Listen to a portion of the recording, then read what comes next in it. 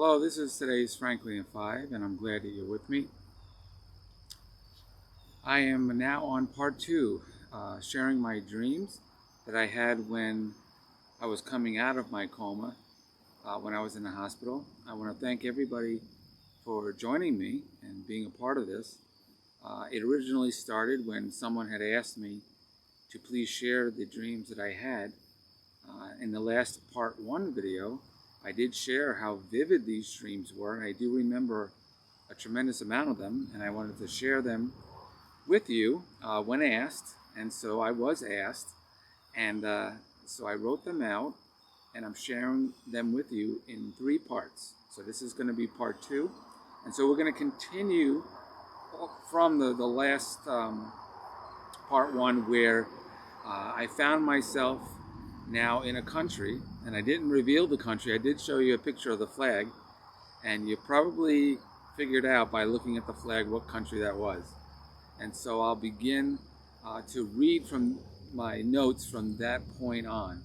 And again, thank you for being with me, and I just want to say a tremendous special thank you again to all the Patreon supporters and all those that gift this channel with the gift jar, and I just thank you so much for being a part of this and being a great help to my family. Okay, so let's get started. So I want to read this to you from my notes, okay, and then I'll comment throughout the sharing of the dream if something comes to mind that makes a better description of what I dreamt, okay? So I found myself in a U.S. government-run facility in South Korea, okay? In my mind, I thought I was placed there because of my YouTube channel and because certain people found out about the secret MRI experiences that I had that you heard about in part 1. And also because of the trouble that I was getting into in not getting me home. That they just put me in this place, and this place was in South Korea. You know, and maybe the 4 Asian girls that were a part of the MRI, maybe they were actually from this area too. That did come to mind. Now listen, in this facility I was open and I talked about everything. I was in the front room. It was number 7. In the front room, they had doors that led to the outside. Okay, so I was in room number 7 that had a glass door on my room, but then I could see outside to glass doors that were actually the front of the building. I could see down the hallway, and there was some other doors, some units, some doors, freestanding vending machines. There was a door that was on the end. The door to my room was an electrical sliding door, and there were cameras hidden under a black ceiling. You ever see those half black, half globes that sit in the ceiling? And they have they have a camera under there, but they sit up. One was right by the door on the ceiling in the corner, like you see in department stores. The room was tan and had the machines that was keeping me alive. The monitor for my heart rate, pulse, and such was behind my bed on my left side. I had a red infrared oxygen sensor on my left pointer finger. Okay. And then there was an IV in my right arm. Okay. In reality, I was in the ICU and I was in and out of a deep sleep, and I was heavily sedated. I thought I was awake most of the time, but was not. I had both male and female nurses, mostly female from all races. Okay. This is where I must stop again. Not for the rooster, but to apologize. When I talk about the nurses in these videos, I'm going to say things that are a little bizarre and were wrong. Because of my delirium, I didn't treat them very well because I thought I was being deceived. But in reality, they were taking care of me. They were excellent. And I really care about them. And I just wanted to say that right now. Because I don't want anybody watching this to think that those that took care of me were really doing anything like this in my dreams. They weren't. They were loving, they were caring, not only the nurses, but the doctors. Um, so let's continue, okay? At this point in my dreams, I believed I was in my final destination, at least location-wise. It was like a hospital that was fully equipped. It was known to be U.S. owned and run, yet in South Korea, which helped people in the city. So in other words, the hospital sat in a city, okay? The floor that I was on was a floor, like, you know, they have first floor, second floor, third floor. I was in like it was under the ground floor. In other words, it was like you had ground floor and then you had basement, but that was a full floor. And on the outside, when you saw the doors, you could actually see the steps, like concrete steps that led down to like a patio area, and then you had the front doors of the building. So my floor sat on like one floor into the ground above. I guess you would call it the ground floor. But I could see from my room through the glass, and when the door was open, the sliding door was open, I could see the front doors, and they were all glass, like you'd see in like almost like in a skyscraper. We have all the glass doors, okay? The front doors were open to the public, okay? All frosted white. There were frosted white glass doors that you would see in a large skyscraper building. The front doors were at the bottom of a large patio with concrete steps that came down from the street level. So as I tried to figure things out, I thought that I was also there for those who caused trouble, especially on the internet, social media, and YouTube. So this was the idea. If you began to get popular and the message disagreed with those who were in control, you were dealt with. And that's what I felt like what was happening to me. I was also there because of my disrupting their plans to quietly send me back to the States, and so I ended up here. After figuring this out, I was kind of suspicious of the staff and gave them a hard time. I was a stinker, okay? I would not comply to most of their requests since I thought this was the place I was going to go to for the rest of my life or to die. I was I was going out of my way to give them a hard time, and not because I wanted to, but I just felt I was being deceived, and I wanted to be in control of what was going on, in respect to what the end result was going to be. So, if I felt as if I was, if any type of control was being taken away from me, I wouldn't comply. Or I would give them a hard time. It would be my way, not theirs, that would send me onward. I'm sorry for that now, as my wife did verify some of my naughty behavior. In reality, she told me the things that I was doing.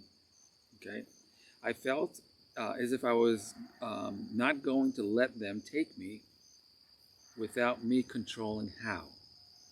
In reality, I was pulling off my ventilation and feeding tubes. I was pulling them out. I was pulling my IVs out, and more disturbingly, I was pulling my catheters out. My catheters from both ends. And I can't even imagine doing that, but yes, I was doing that. In my dream state, I was not going to let them take me out their way. It was going to be my way.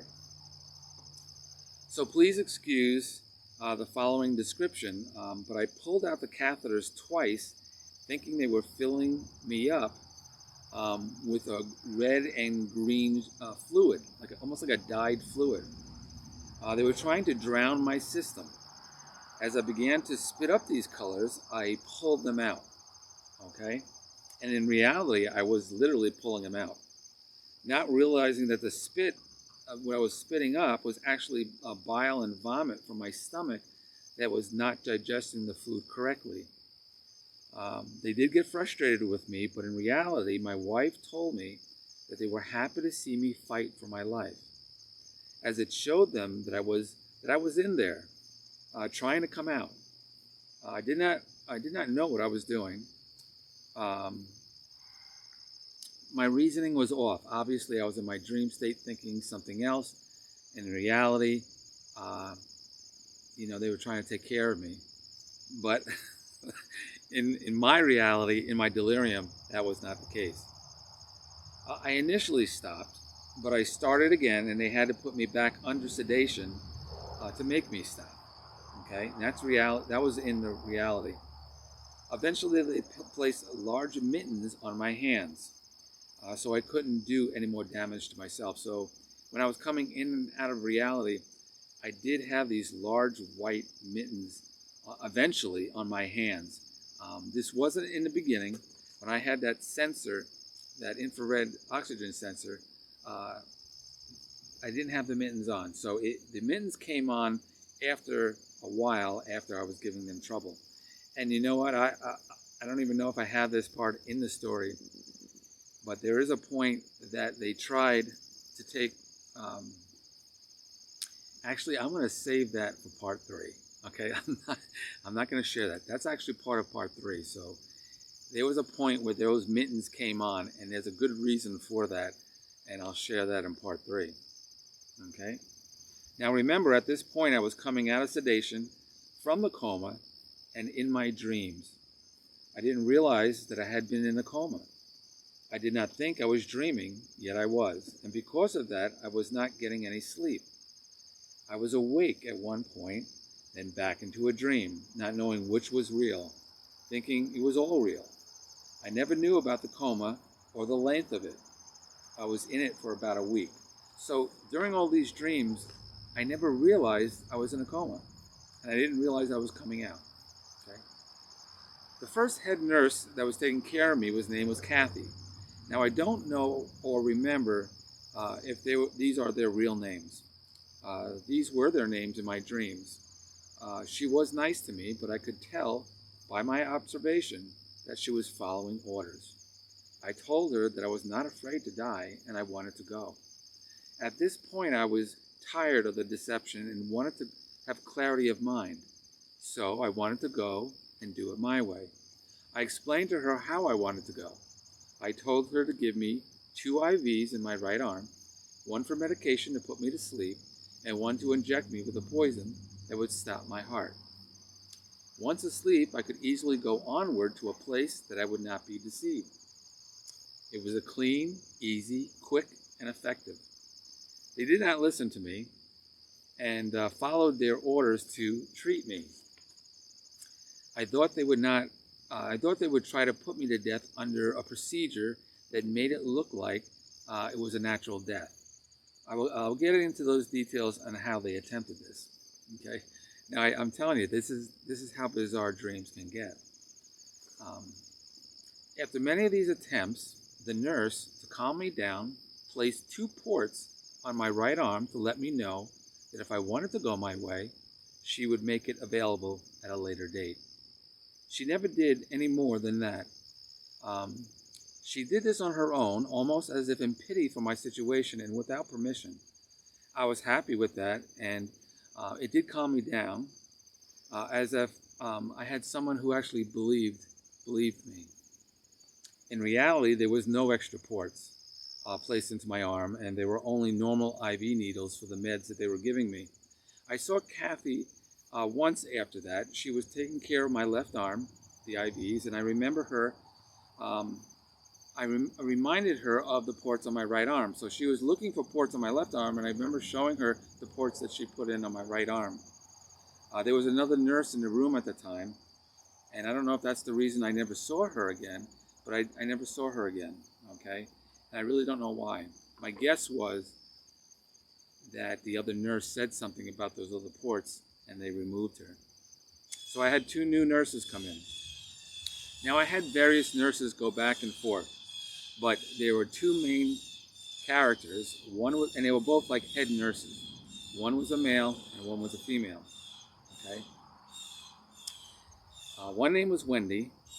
Now, I did give these nurses, the one female and the one male, I gave them nicknames, and I apologize for the nicknames now that I gave them. But in my dream state, I called Wendy a witch, and I called this fellow Dan I called him Evil Dan, okay? Um, they were tougher and stricter than the original nurse. And I again apologize, as these nurses in reality were wonderful people trying to save my life. Now, Evil Dan was given his name because he tried to pass himself off as someone I knew. He looked like a friend that I knew, but when I asked him some personal questions about his family, if he had a son, he said no. And I told him that he was not who he said he was. Okay. Once he realized I was on to him, he asked for the son's name. I told him to try and find it on Google and then come back to me. He attempted to find the name, but it was always wrong. I told him that he was a phony. We ended up having some very interesting conversations and talked about religion and religious leaders. He liked some of the prosperity teachers who live lifestyles like those of the rich and famous. I told him about having a relationship with Christ and not following another man. That it was not a business, as a lot of these churches are being run today. It became a form of a religious entertainment, okay, instead of a real everyday relationship with God. Another male nurse who I just met, who was with him, agreed with him, but Dan did respect my thoughts, and I respected his thoughts, but I just didn't agree with them. He did name one religious leader. I don't know if you want to know the name or not, but I'll keep that out of respect, because I don't like to place judgment. I use discernment and I make decisions for myself. But even if I knew the real names of the nurses, I wouldn't give them to you. And even some of the religious leaders, unless they were blatantly doing things that I could easily, I might disagree with the way people do religion. How about that? Because I personally believe that a relationship with God is not a religion. It's a relationship. We are His creation. We were designed to have a relationship with Him. So when we talk about religion, it's almost as if man is creating something to explain the deity and then try to reach Him by our actions. I know you can use the word religion as a faith-based explanation or definition. But really in my life, personally, that's why I wasn't afraid to die. And that's why I was looking to go. Because it was just another point going from my body. My soul would leave my body, or I should say my spirit would leave my body, and my soul that had my spirit would enter into eternity, into a place that God dwells, we would call heaven. And I wasn't afraid to go. I was actually looking to go. And religion is something that man makes sometimes to give you a lot of things you have to do to reach God. And if you know the scriptures are very plain in reference to explaining that there are boundaries, there is a law, there is sin, but that Christ came, and He came voluntarily to redeem us, to actually come and die and pay the penalty of that sin so that we could have a relationship with God. That's what I believe. So in my daily walk, do I go to church? Yes. I go to a church that meets like a family. And that's what it is. I tell them, I say, listen, this is not about the building.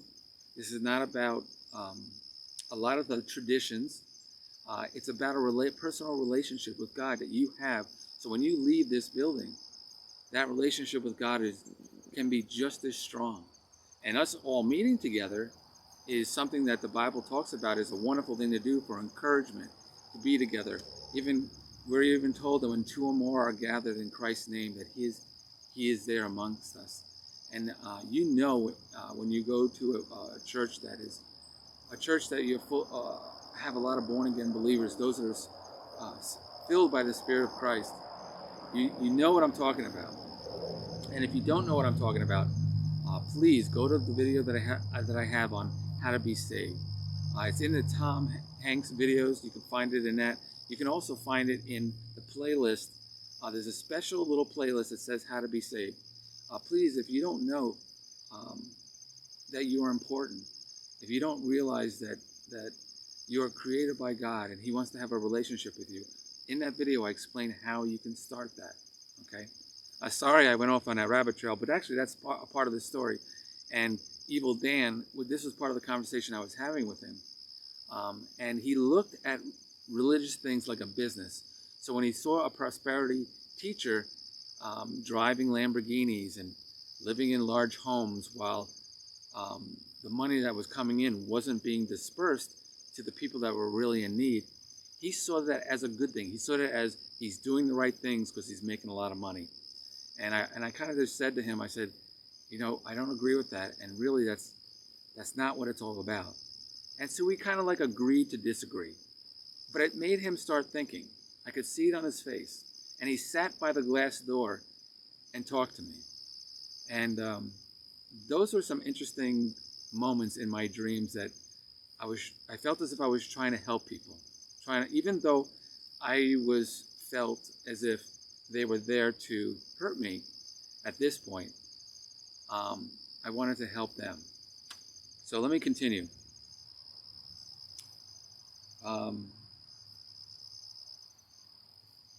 Can you guess what was taped to my wall?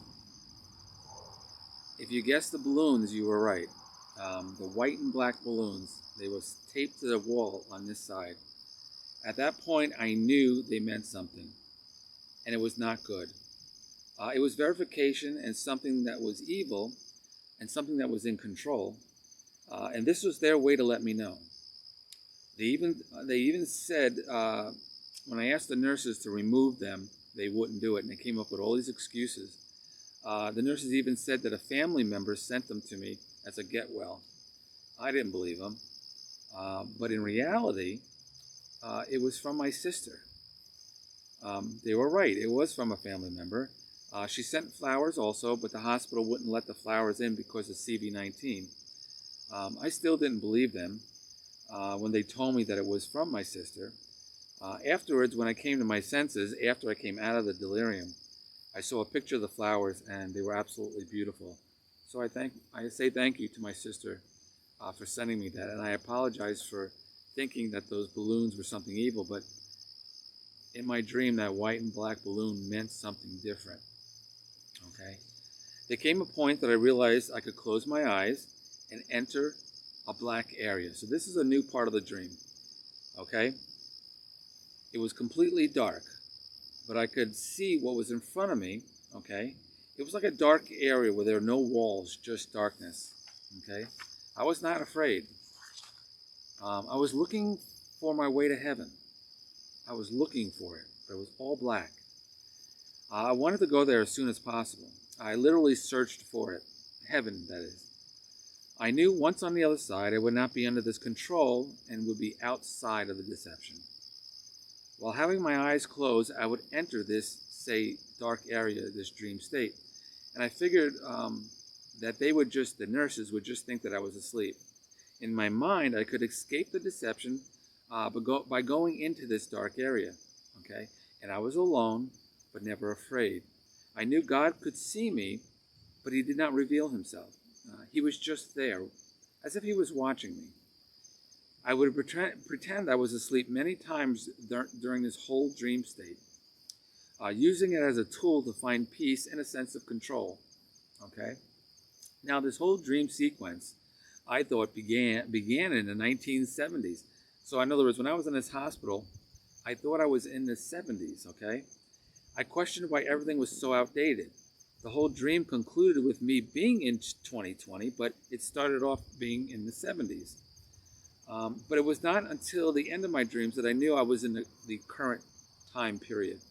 I will explain how I got there to 2020 in part 3, okay? During all of my dreams, I went through the decades, the 70s, the 80s, the 90s, and finished in 2020. Now, why did I think I was in South Korea? How did I think? Why did I think I was? Now, what was it that was happening that said to me I was in South Korea? Well, since my room was the first room, I had perfect view of the front doors. And there were young people, college age, that would have small protests outside because they didn't want the facility in their city. It was not a secret to them what was happening inside. Okay, like the U.S. government ran that facility in their city, so it's just like their way of protesting. Like what college students would do before 2020, before all this crazy stuff that you see on the news now. Just a calm little protest. Okay, when the doors were left open, they could see me, and they looked like South Koreans. So they looked like South Korean college students. Okay, you ever watch on TV? Sometimes you get the cable channels from South Korea, and they have so that they did look like them. So that in my mind, I felt as if I was in South Korea. Okay, they saw me also. I recognized this as a chance to get out of this place, and I thought they could help me. So I started signaling with my fingers and spelled out the word help. So in other words, I started doing this, trying to spell out the word help, okay? And then pointing to myself, seeking their help. Then one of them recognized me from YouTube. And word spread throughout the whole group. They wanted to help me and they began the protest harder. Now they had a personal reason to protest. They wanted to rescue a friend, one who was revealing the truth of what was happening in the world. Once they started protesting harder, the authorities were called and dispersed the crowd. Maybe 20 or so were there. But they would come back daily, each day, and do the same thing. I would signal them, thinking of what I would do if they got me out. I could run or escape on one of their motorcycles, then hide in someone's apartment till things cooled down. But it never got that far. The facility began boarding up the doors with plywood and securing the front of the building. The protesters began throwing rocks and smashing things into the doors. They were glass doors, okay? Then the hospital hired contractors to remodel the front of the building so you could not see out. One of the doors was not completely shut, and I could just see someone's face. I kept signaling to them. Eventually, the door was closed up. They, the hospital staff, knew what I was doing. An electric sliding door with an alarm was now set up for my room with a more secure locking mechanism. They began redesigning the front of the building and redesigning the hallway just outside my doorway. I could see down the hallway in front of my room where the sliding glass door was open. And eventually my room had curtains, large curtains that were there, that would eventually, if they didn't want me to see outside the door, they would close the curtains. Now the hallway was it was a straightforward hallway, and I explained that earlier. Okay, I did see nurses and doctors, visitors, cleaning people come through the hallway, both American and Asian. So I was like, I knew it was American run, had more American doctors and nurses, but the visitors and those that actually would come in and out in the evenings and clean, you could see that there were local people in South Korea that would work in the building. Okay. At that point, it was either escape or die, but I could never get up. And if death were my only option, it was going to be my way. Then came my special powers. Remember I told you that because of the MRI, I thought I had special powers? The powers I thought I received from the black rounded MRI machine, it was one of the reasons I thought I was in this predicament. With my eyes closed, I could escape into this safe place, the dark space. I started dreaming of this dark space, about that this dark space had 2 monitors, okay, in front of me. They were large curved monitors about the size of a 50-inch television set, okay, that actually sat side by side. So you had 2 monitors, one on this side, one on this side. They were separate. And one of them was for my left eye, and one of them was for my right eye, okay? And I could see it looked, in some parts of the dreams, it was all black when I was looking at the monitors. But in other parts of the dreams, I could open my eyes and see the room. Close my eyes, and then the monitors were in front of me. I could turn my head, and I could see the vitals monitor that had my heartbeat and all that right up above my head here, okay? Now, on the right of the room was a walk-in closet. It was on this side. and it was almost disguised. People actually would sneak into the room when they thought I was asleep. They would come through the closet. So in other words, the room was set up with like a secret door in that closet, and they would watch me also from that area. Okay. So what about my powers? Well, I could control what was on the monitor, okay, and any digital equipment that was in the room. The vitals monitor was touchscreen, the one above the left side of my bed. And how did I control the monitors, you might ask? With my finger, okay? The finger on my left hand had the infrared oxygen sensor on it. The red light would control the touchscreens and allow me to check on the monitors when I closed my eyes to check video footage of what was going on. In other words, I could stop, rewind, and pause live action. So if there was something happening, I could see on the monitor that what was in front of me in the hospital, okay? And I could stop, rewind, pause, and make things happen over and over again, okay? Now, I began, let's see, I would change the settings on the vitals monitor to be correct. So in other words, the vitals monitor that was behind me, sometimes things was up there that I saw, and I said, why is this stuff up there? And I'd use the infrared to touch screen, point the infrared dot on the screen and change, okay, the settings, okay? There was coded messages that were on the bottom of that screen, and I would delete them. I began to try to control my environment from the large monitors in front of me. Now, when I first saw the monitors, the left monitor was off, and it was the only one that was on was the right monitor. I don't know why, but I started those dreams with the monitors with the right monitor on, and I could use my hands to control what was on the monitors, like this, okay? And so with the infrared, I controlled the digital equipment in the room, but with my hands, I could control things that I started to see, not just on the monitor on the right, because the left one eventually turned on, but the monitor on the right, I started seeing things, and I started seeing things that were coming from the back of my bed. It would come from the back and present itself in front, and it would go up into the monitor. Bizarre.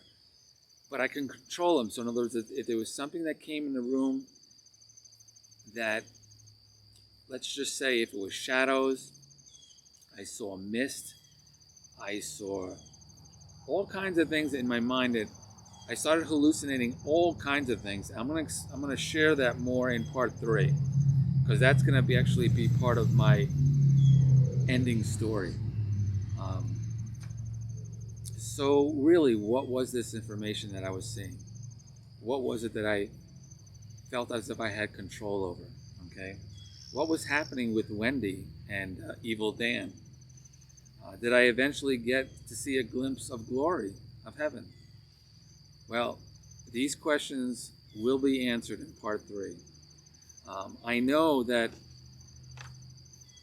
it's kind of bizarre going from part 1 now and part 2, and almost like in any trilogy, the middle part is you don't have really like a beginning or an end, so it's like that middle part that you get kind of like a little from the beginning and a little from the end put into that center section. It's just a filler. But this was a setup to where I was going, and part 3 is going to begin with me in that room with that left monitor turning on, and me explaining to you what I was seeing on those monitors, what the nurses started to do, and then a special ending where the monitors disappeared, and I was in blackness, and there was a large monitor that was above my head. It was like really long. Something was playing on it, and there was something behind it. I'll explain that also in part 3. So again, I want to thank you for, I hope it didn't bore you again. I know a lot of people say that they like to hear the dreams. I like, and some of you are sharing your experiences and dreams, and I love that. Please feel free to share them in comments or in messages that you send me on Facebook or to my email. It's info at W2W4.org, because I have a website that's whattowatchfor.org that talks about end times prophecy. So you can email me, message me, or make a comment. If it's in the comments, there's so many comments. Literally, it's overwhelming, and I can't get to them all. But so I might not see it. But again, I just want to thank you for being there. Thank you for being a part of the Tom Hanks. I jumped back into video 40, and I'll even finish this video with a little bit of that. Let me just say this. In video 40, we talked about how Tom Hanks' tweets were taken down, 3 years worth. And you know what? They have been put back up. If you've noticed, if there are any updates on some of my videos, I will put them in the comments section. I'll pin them to the top so that they're highlighted so you can see the updates. Because I have commentators, friends, people who are following my channel who help me and update me, and then I can bring it out all to you. It's great how we're all working together in this. We are in strange times. You think my dreams are strange. The reality of what we're living through right now is very strange, but it's real. And this is why people have to have their eyes open to what's happening right now in this world. So again, thank you for being with me. I don't want to go on another rabbit trail, but I will close with a God bless and have a good evening.